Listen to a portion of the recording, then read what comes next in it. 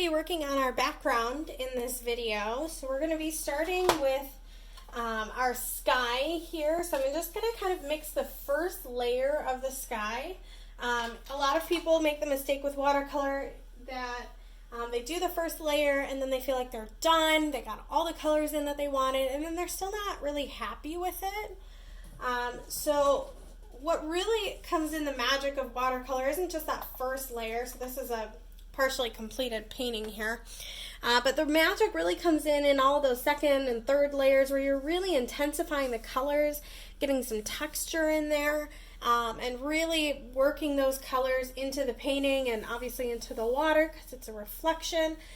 So for right now, we're going to work on that base layer, and then I'll talk about kind of going back into your colors. So as you're working and you're starting your painting, so I've blocked off some area of rubber cement. It's definitely good to go. I'm going to move this up a little so you can see a little bit better. And then working on my colors. So one thing that's helpful when you're doing a big wash that has lots of different colors and values in it, you're going to want to mix a lot of your colors first. So I've got kind of this blue that is this really nice medium blue.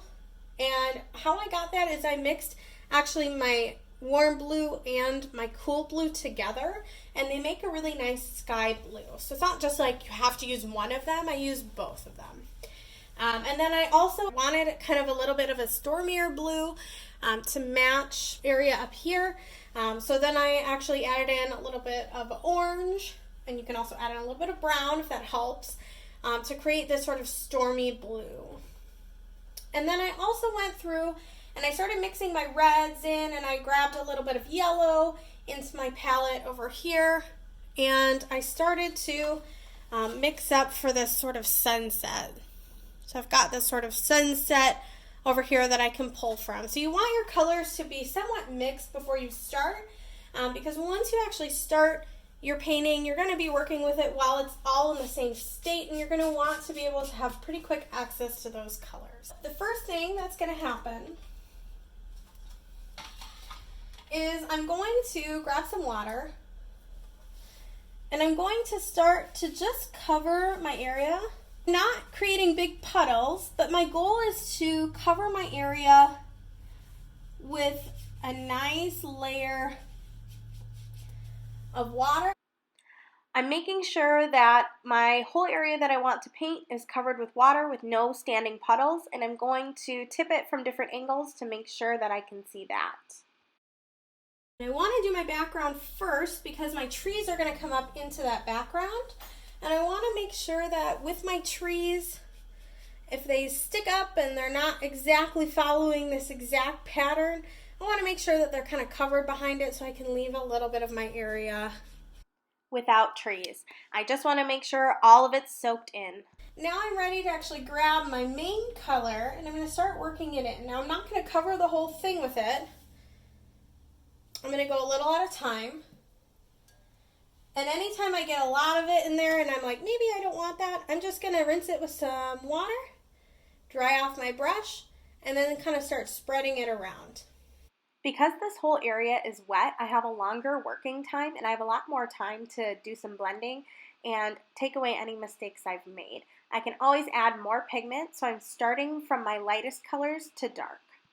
I'm going to keep working in my more condensed colors. Up here becomes more of like a purpley blue, so I don't have to actually necessarily make purple, but what I'm going to do is I'm going to pull my sort of pinky red, and I'm going to mix it in with some blue while it's still wet up there.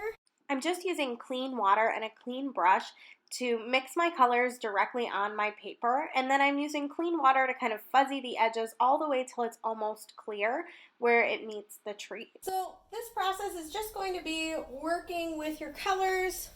I'm going to, kind of pull some colors up top, put in some missing ones. I'm making sure that my brush that I'm using isn't completely wet, it's just clean and damp. And I'm also using a smaller brush to give me a little bit more control. During this time, you shouldn't leave your brush in water because it wrecks the bristles, and you want nice and tight bristles for detail work. I'm working in all of my different colors while it's still wet and I can still blend them. This is just the first layer. You're going to go in with more colors and more condensed colors later as well. So in this first layer, I'm making sure to kind of fuzzy my edges and blend them to be really smooth. If I've got an area like orange and blue that would make brown, I'm going to blend just a little bit of water in between the two so they don't turn brown in between. You don't have to stick 100% to your picture. If there's improvements that you think that you can make, I would definitely make those. That's why it's painting and not photography.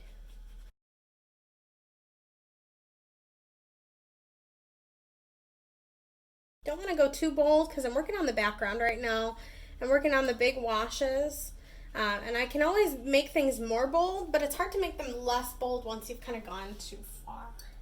Each variation that I'm putting into my painting is making it more and more interesting. So the more variations you can put in there, the more interesting it will become. You can also use paper towel to blot and give texture here. Now if you're pretty happy with this for your first layer, you can leave it. I'm feeling like I'm fairly happy with it. I might go through and make some more edits in a little bit. But I'm fairly happy with this as kind of a layer one. And I'm going to go back in with more of my colors, and I'm going to make some changes to it eventually.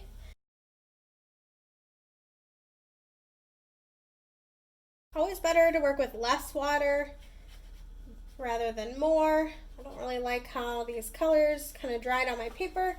So if I take a little bit of water, because they're not fully dry, I can actually go back in and rework some stuff. So if you're not happy with how it is, you can take a little bit of water and a clean brush and go and rework some stuff on there. I'm going to let that dry, and then I'm going to actually probably start working on my sand here. With the background and all of your big stuff, remember that you're working big to little, back to front, lightest to darkest. So I'm starting kind of out with my lighter colors, and I can always go darker, but it can't go lighter. So that's kind of where I'm at. I don't want to paint anything right next to where I just worked, so I'm not going to work on the water right now, and I'm not going to work on the trees because I need to let this dry, otherwise they'll all fuzzy together. And I can show you where I made that mistake. So this is the same painting, just a little bit farther along. Right here, I left this as it wasn't completely dry, and I started painting the water, and the water just started to kind of seep into the top, and I like the effect that it made, but if you don't want everything to blend together, you're going to have to jump around a bit. So I started with the background, and then I started to mix this sort of sand color for my middle ground, foreground, and started working on that and getting that main color in while my top sky was drying. So there's going to be a good amount of jumping around you might have to do for your painting.